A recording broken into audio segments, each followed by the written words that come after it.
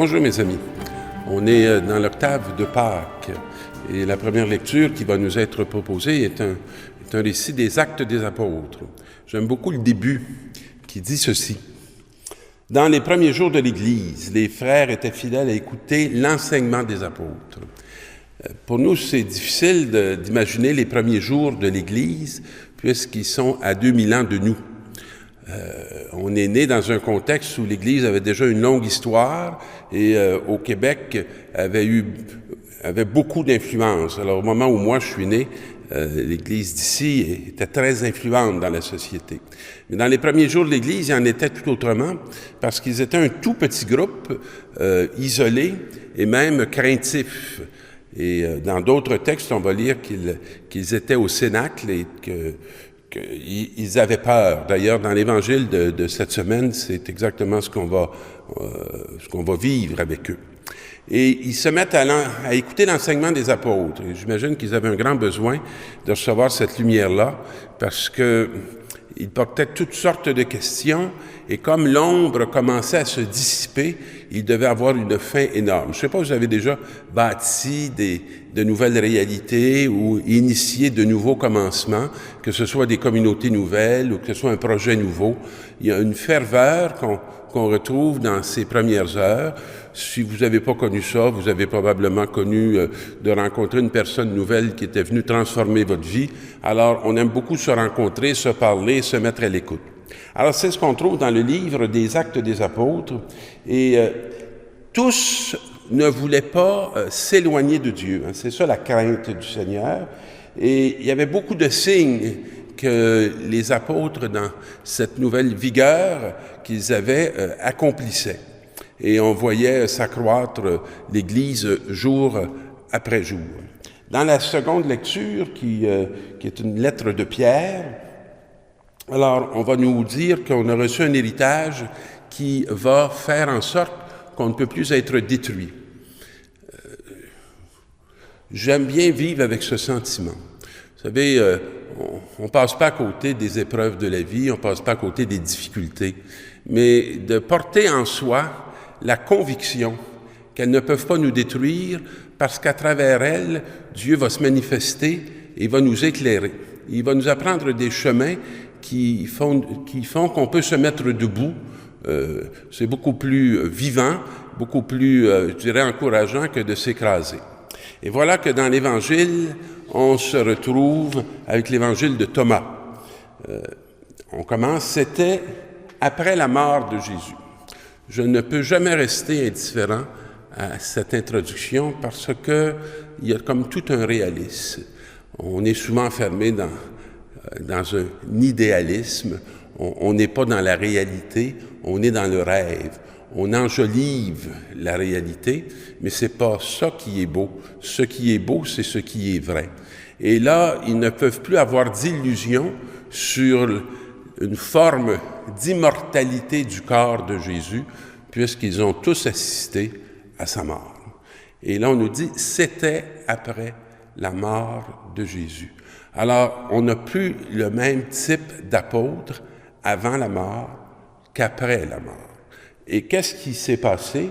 Le soir du premier jour de la semaine. Alors, le soir, ça évoque un temps où la lumière baisse, où tout n'est pas clair. Mais c'est le premier jour de la semaine. Alors, de cette semaine nouvelle, cette semaine, je dirais, inaugurale, qui va être une nouvelle semaine de création, qui répond comme en écho à la première semaine qu'on trouve dans le livre de la Genèse. Et ce qui va avoir de tout à fait nouveau dans cette semaine, c'est l'avènement des chrétiens. Alors, le christianisme est un jour nouveau, est une semaine nouvelle dans le fait qu'on bâtit un monde qui a maintenant vu le Fils de l'homme se promener sur la terre et qui est en train d'en faire l'expérience de sa résurrection. Et les disciples avaient verrouillé les portes. C'est intéressant parce qu'ils ont peur. Alors ils s'enferment, puis ils barrent, ils se protègent. Et probablement que ce n'est pas juste les portes qui sont verrouillées, mais il y a de grandes chances que leur cœur le soit aussi, et probablement leur esprit. Et Ils avaient peur des Juifs. Alors, ils sont dans un état tout à fait naturel. Et Jésus vint et il était là au milieu d'eux. Parfois, ce premier temps de cette communauté me fait beaucoup penser à notre réalité actuellement, à nos églises. On a souvent peur du monde. On ne sait pas trop comment aller annoncer au monde la bonne nouvelle. On aime bien s'enfermer dans nos petits cénacles qui nous rassurent, être entre nous. Mais Jésus est là et il se tient au milieu d'eux. Nos peurs, nos craintes n'empêchent pas Jésus de se tenir au milieu de nous. Et il leur dit, « La paix soit avec vous. » Ils en ont beaucoup besoin. Je me souviens, il y a des moments où j'ai rencontré des gens qui venaient d'apprendre qu'ils avaient un cancer ou qu'on devait leur couper une jambe. Ils ont besoin d'entendre « La paix soit avec vous ». Leur angoisse a besoin d'être visitée par une parole qui les appelle à un ailleurs qui est déjà en eux. Non pas comme une exigence, non pas comme une négation de ce qu'ils sont en train de vivre ou de traverser, mais comme un appel de le faire dans la confiance. Et c'est ce que Jésus fait. Et il leur montre ses mains et son côté. Jésus s'identifie par sa fragilité. Et dans ses mains et son côté qui sont troués, on peut voir sa vulnérabilité. Alors la mission de l'Église, ce n'est pas d'être forte et intouchable, c'est d'être vulnérable et dans la confiance. Et notre ami Jésus leur dit, « La paix soit avec vous à nouveau. Et comme le Père m'a envoyé, moi aussi je vous envoie. » Parfois, pour peut-être partir et aller annoncer la bonne nouvelle, on voudrait avoir toutes sortes de ressources, toutes sortes de moyens. On voudrait être sûr de pouvoir s'imposer, de réussir et d'accomplir la mission telle qu'on la rêve. Mais de même que le Père l'a envoyé, très vulnérable, pauvre, inconnu au milieu d'un monde qui ont constamment interrogé son identité, de la même manière que le Père m'a envoyé, moi aussi, je vous envoie.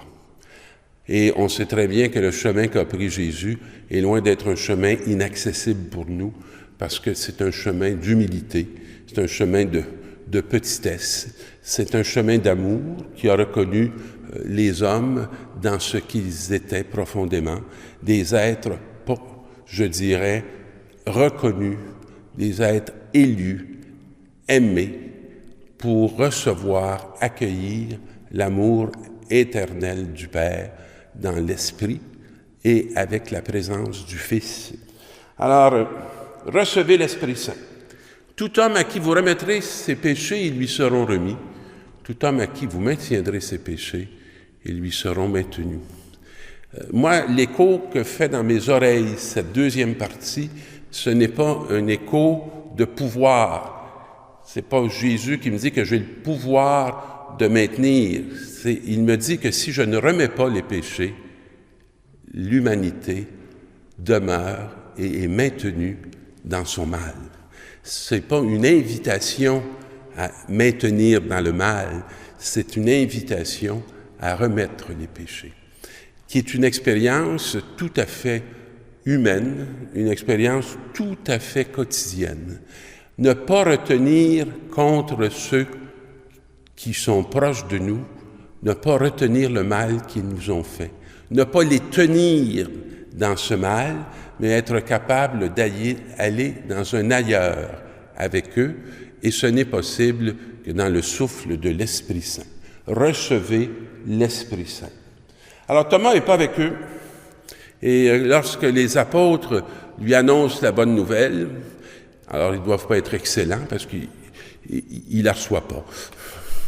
Puis il leur dit, si moi là, je ne vois pas, puis je ne touche pas, non, je ne croirai pas. Et on va voir, la semaine d'après, Jésus va revenir. Alors la semaine d'après, c'est encore un premier jour, c'est toujours le dimanche.